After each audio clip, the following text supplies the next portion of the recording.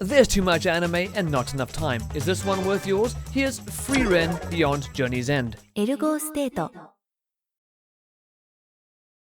Studio. Frieren is animated by Madhouse, the same Madhouse behind Death Note, Hunter x Hunter 2011, One Punch Man, Season 1, and Parasite. So when folks think that Frieren seemingly looks unnecessarily good for a slow-paced, slow-burn fantasy anime, that checks out. It is unnecessarily good because there are moments when it needs to be. And who's to say slow-paced can't look gorgeous?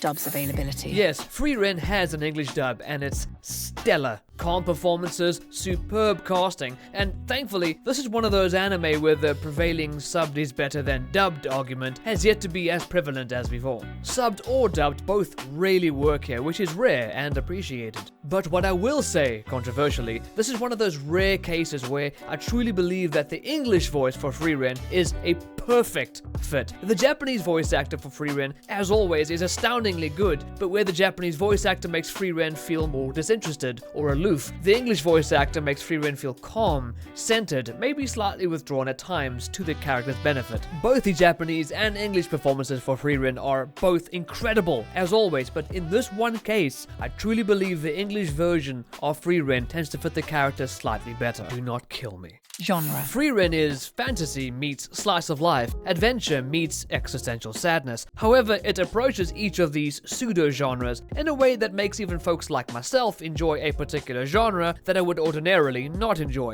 and that's a tough ask. This is not a hype battle anime, this is more of a quiet walk home rather than a shonen power-up scream. But it has its moments, and because of the quiet calm that prevails, the occasional hype moment is the pinnacle of hype.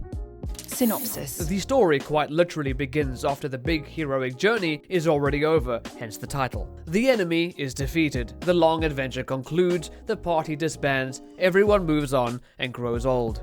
Except Frieren, an elf mage who lives for centuries and doesn't fully grasp how short human lives really are until it's too late. The anime is about her traveling after the adventure, learning what those moments actually meant.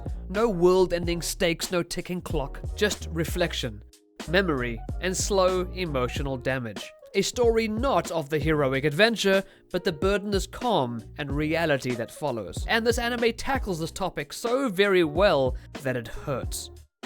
Characters. Frieren, emotionally distant, absurdly powerful, and socially awkward. The "I'll deal with this later" character, except later is 80 years in her case, and you can't help but like her.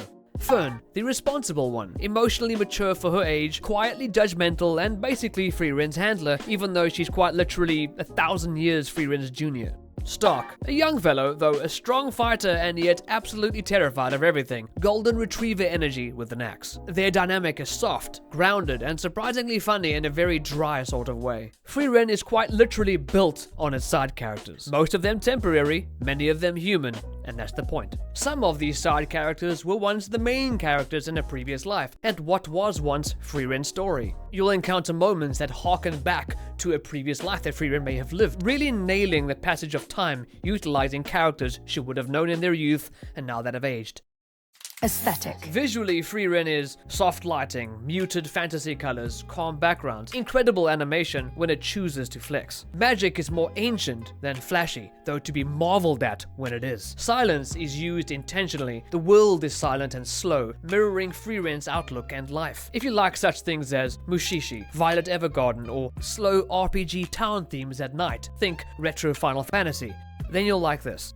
Episodes and pacing. Season 1 sits at 28 episodes. The pacing is slow, deliberately slow. Some episodes feel like nothing happened until you realize something absolutely did. This show has mastered subversion of expectation, which is so very welcome in a very formulaic era of media and anime. This is more of a watch 1 or 2 episodes and not 10 kind of anime. You want to savor it and let it sit. Frieren feels like an anime made for people who are a little older, a little tired, and suddenly very aware of time. It's cozy, it's sad, and it will randomly emotionally sucker punch you over the smallest things. So if you like slow fantasy, quiet character moments, and emotional reflection coupled with earned displays of powerful magic, Frieren is incredible. But if you want action every episode, constant stakes, and shouting, this is absolutely not for you. And that's Frieren Beyond Journey's End, pretty much.